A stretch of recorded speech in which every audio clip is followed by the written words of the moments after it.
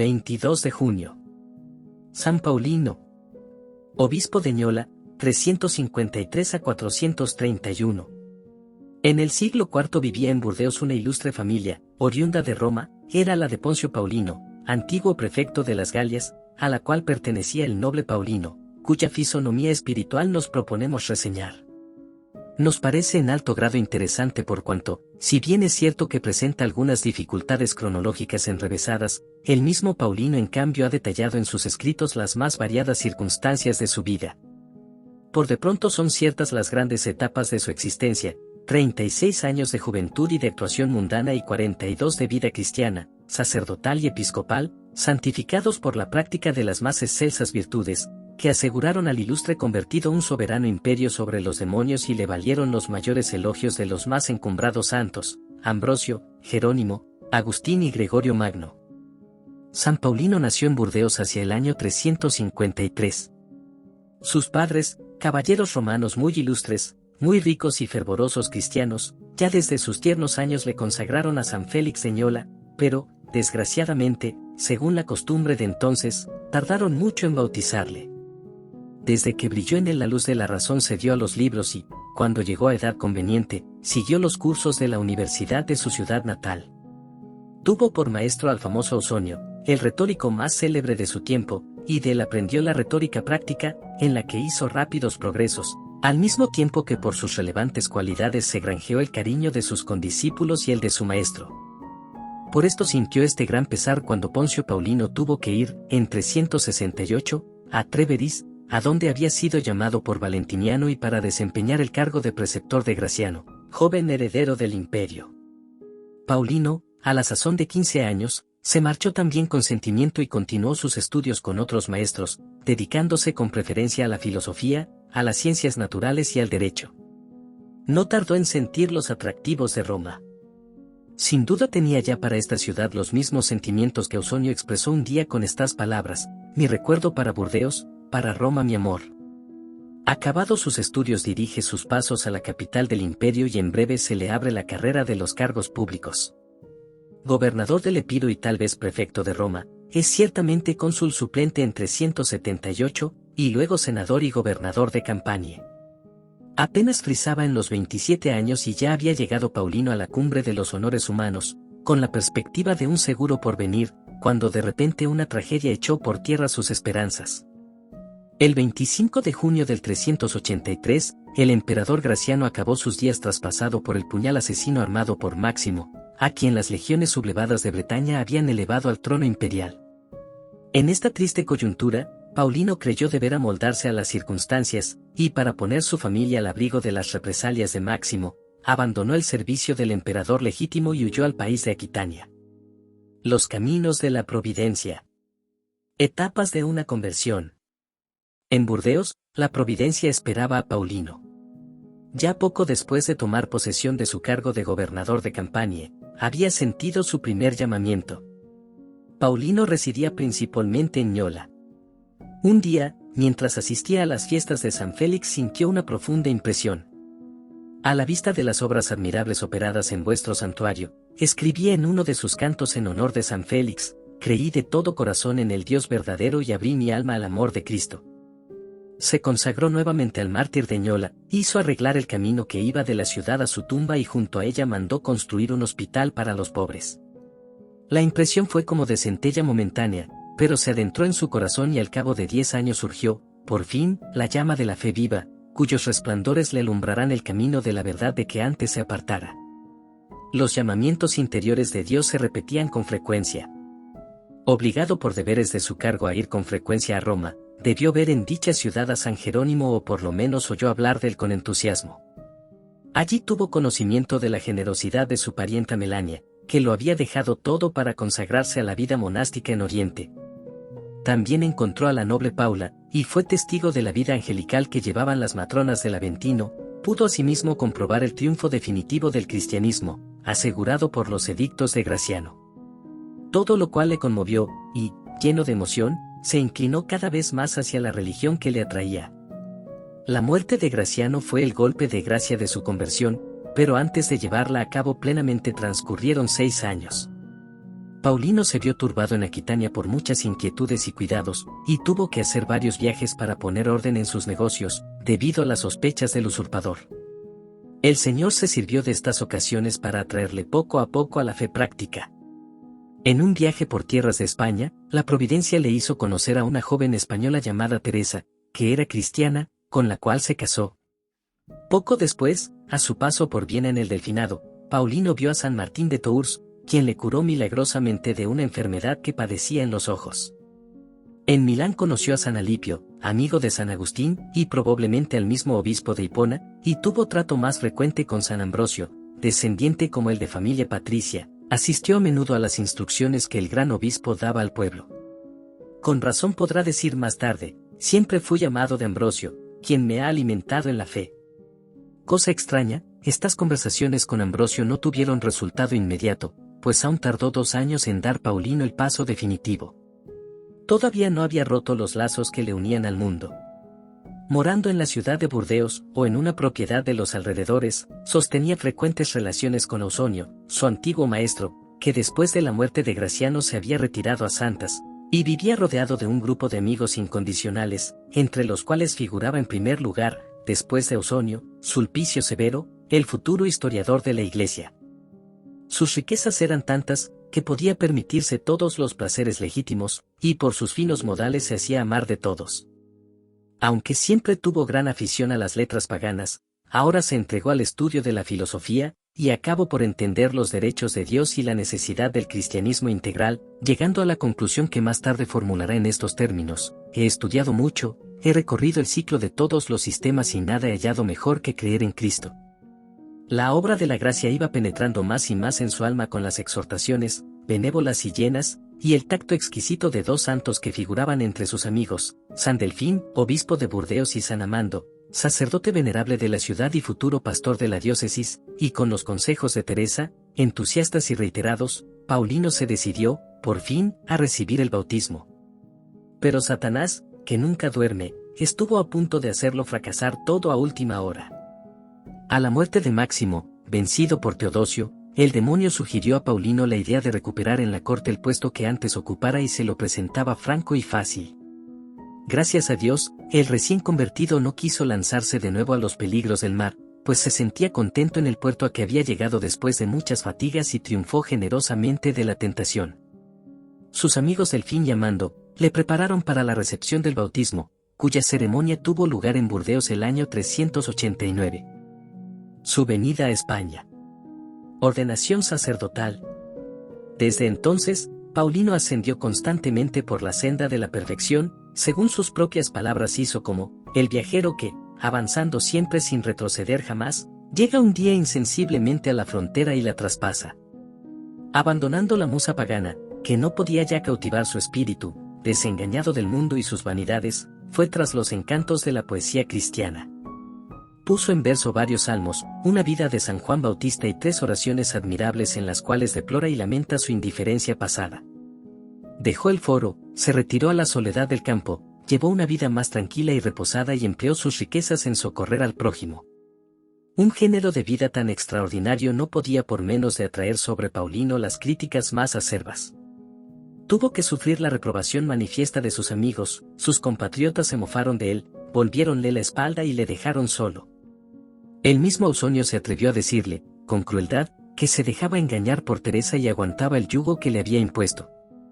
No pudiendo hallar en Aquitania la paz y tranquilidad que ansiaba, Paulino determinó venir a España, en donde era menos conocido, y fijó su residencia en Barcelona. A esta ciudad llegó en el transcurso del año 390, y en ella vivió pacíficamente por espacio de 3 o 4 años.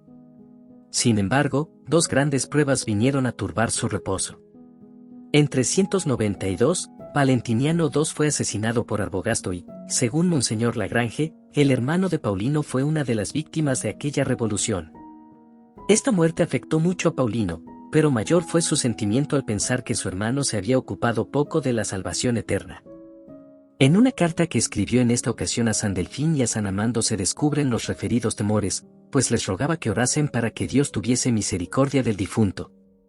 Poco después otro duelo vino a acrecentar su dolor. Siempre había deseado las alegrías de la paternidad, y el Señor se las concedió al fin, pero el hijo tan esperado solo vivió 8 días. Por esta muerte entendió nuestro bienaventurado que Dios no le llamaba a dejar otra descendencia que la de las buenas obras, y esto le movió, de acuerdo con su virtuosísima esposa, a hacer voto de castidad perpetua. Se rapó la cabeza y se cubrió con el hábito de los monjes, pensando luego retirarse a Ñola, a la sombra del sepulcro de San Félix. Expuso su pensamiento a San Jerónimo, y éste le aconsejó que se despojara de todos sus bienes y se entregara al estudio de los libros santos. Paulino obedeció al instante e inmediatamente liquidó los bienes que poseía en España. Cuando la población de Barcelona se enteró de su propósito, quiso impedir que se llevara a cabo. El día de Navidad del año 393, Paulino y Teresa asistían a los oficios de la catedral.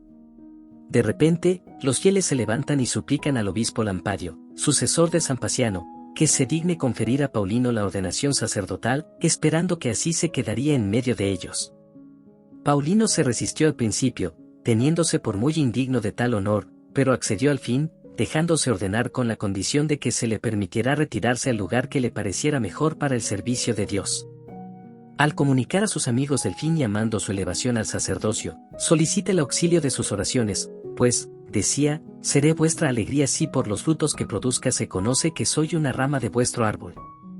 Paulino no pudo salir de España hasta pasadas las fiestas de Pascua del año 394. Al abandonar nuestra patria, en vez de cruzar el Mediterráneo con rumbo a Italia, prefirió dirigirse a la Galia, donde vio, al pasar por Narbona, a Sulpicio Severo, que quería acompañarle. Fue después a Milán, en donde se hallaba San Ambrosio. Este obispo, ya anciano, le recibió con los brazos abiertos y le agregó a su clero, dejándole libertad para que fijara su residencia donde quisiera. De Milán se dirigió Paulino a Roma. En esta ciudad tuvo una recepción muy desigual. Los senadores, sus colegas antiguos, le acogieron con desprecio. El mismo Papa Ciricio lo hizo con frialdad, encontrando irregular su ordenación precipitada y su situación respecto a Teresa. En cambio, los amigos de San Jerónimo y de Santa Paula le recibieron con entusiasmo. Por estas razones es fácil comprender que Paulino no quiso prolongar su estancia en la capital y bajó pronto a la Campania, para dirigirse a Ñola, ciudad a la que llegó al comenzar el otoño. San Paulino, en Ñola. Vida monástica.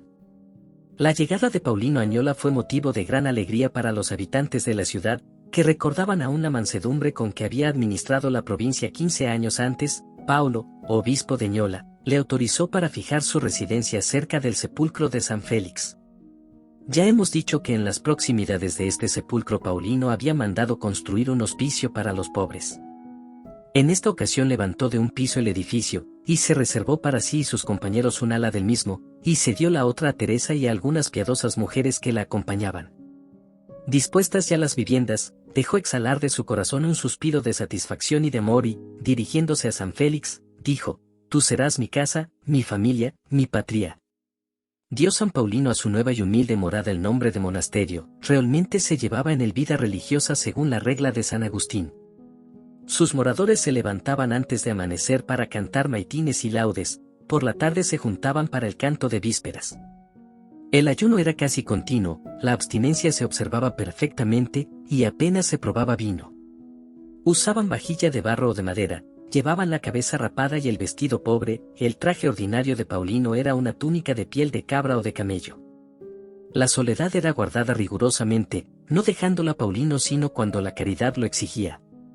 Por este motivo acogió en su retiro a varios mensajeros que le enviaban sus amigos de la Galia o de otras partes, y en 2 ocasiones dio hospitalidad a Santa Melania y a las personas que la acompañaban. Primeramente, cuando la noble dama regresaba de Palestina después de larga ausencia, y luego, cuando se refugió en Sicilia en la época en que Alarico amenazaba a Roma. El amor que Paulino sentía por la soledad no le impedía predicar algunas veces a los fieles la palabra de Dios.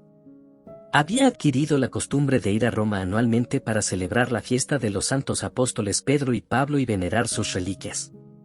Fuera de estas circunstancias Paulino vivía consagrado al estudio y a trabajos intelectuales. Durante este periodo de su vida compuso para la fiesta de San Félix 14 himnos, llenos de interesantes detalles, a razón de 1 por año, y a petición de un sacerdote de Roma escribió el panegírico del emperador Teodosio. Su correspondencia era muy activa, sostenía comercio epistolar con San Alipio, San Agustín, San Jerónimo y San Sulpicio Severo, que llevaba vida casi de monje, y con San Delfín y San Amando. Para romper la monotonía de los estudios, no temía el venerable monje dedicarse a los cuidados de un jardincito y ocuparse en la construcción de una nueva y artística basílica en honor de San Félix, obispo de Ñola. Rasgo heroico de caridad. Por espacio de 15 años vivió Paulino en Ñola con la ejemplaridad que hemos indicado y, pasado este tiempo, tuvo la desgracia de perder a Teresa, para quien había guardado siempre un afecto fraternal. Casi al mismo tiempo murió Paulo, obispo de Ñola. Unánimemente, el clero y el pueblo eligieron a Paulino para sucederle. La hora era crítica, Alarico invadía a Italia. A pesar de su gran amor al retiro, el solitario no creyó deber ocultarse ante el peligro y aceptó el episcopado. Algunos meses más tarde, en 410, Alarico se adueñaba de Roma y descendía hasta Ñola, de la que se apoderó y se llevó multitud de prisioneros, algunos de los cuales fueron vendidos en África. Entre estos desgraciados se encontraba el hijo único de una pobre viuda, la cual, llena de desconsuelo, se acercó al santo obispo y le pidió dinero para rescatar al hijo de sus entrañas. Paulino no tenía dinero, pero se sacrificó a sí mismo, salió para África y se presentó al amo del joven cautivo y reemplazó al esclavo mozo para que éste alcanzara la libertad. Ese amo era nada menos que Ataulfo, suegro de Alarico. Maravillado Ataulfo de la virtud de su nuevo cautivo le pregunta quién era, y al saber que era obispo, queda hondamente conmovido, devuelve la libertad a su ilustre prisionero y a todos los cautivos de su diócesis. La entrada de Paulino en Ñola después de su voluntaria esclavitud tuvo los caracteres de triunfal. El primer cuidado de Paulino, después de su vuelta de la cautividad, fue reparar las ruinas causadas por los bárbaros. Su fama se dilataba y se extendía sin cesar. Cuando Honorato fundó el monasterio de Lerins, y Euquerio, futuro obispo de León, quiso retirarse a la soledad de una isla próxima a Lerins, ambos enviaron mensajes a Ñola para ponerse al tanto del género de vida que allí se llevaba. San Agustín escribió a San Paulino con ocasión de la herejía pelagiana. El obispo de Ñola condenó este error capcioso que, negando el pecado original, acababa negando la necesidad de la gracia, y tuvo que llegar al extremo de excomulgar a varios de sus sacerdotes que favorecían la herejía. En fin, a San Paulino se atribuye la invención de las campanas. No quiere esto decir que el uso de ellas fuera desconocido antes de nuestro santo, sino que él fue el primero que tuvo la idea de hacer fundir grandes campanas que, suspendidas encima o al lado de las iglesias, llamasen, con su broncínea voz, a los fieles a los divinos oficios. Con este fin edificó el primer campanario. Su muerte y culto. Su avanzada edad había cumplido 77 años, y, más que todo, los grandes trabajos que había sufrido en el servicio de Dios y las extraordinarias penitencias que se había impuesto, tenían minada su salud, que infundía serios temores. A estas causas alarmantes se unió otra más grave, que fue una pleuresía aguda que le obligó a guardar cama. Mandó poner un altar en su aposento y, sacando fuerzas de flaqueza por su mucha devoción, se levantó de la cama y dijo misa, ministrándole los obispos Símaco y Ascendino, que habían acudido a asistirle en sus últimos momentos. Los 2 días siguientes rezó laudes y vísperas con los que le rodeaban y admitió de nuevo en el seno de su diócesis a los sacerdotes pelagianos que se habían arrepentido de su culpa. Los santos Genaro y Martín se le aparecieron para confortarle y, al tercer día, Paulino se dormía apaciblemente en el Señor. El pueblo de Ñola y de sus alrededores lloró al santo obispo, a quien enterró cerca de San Félix. Posteriormente sus reliquias fueron trasladadas a Benevento, pero en el año 1000, el emperador Otón III, de paso por esta ciudad, se las llevó a Roma y las depositó en la iglesia de San Bartolomé. Por unas letras apostólicas del 18 de septiembre de 1908, San Pío X, accediendo al deseo varias veces manifestado a su ilustre predecesor por ardientes súplicas, concedió a la iglesia de Ñola los restos de San Paulino.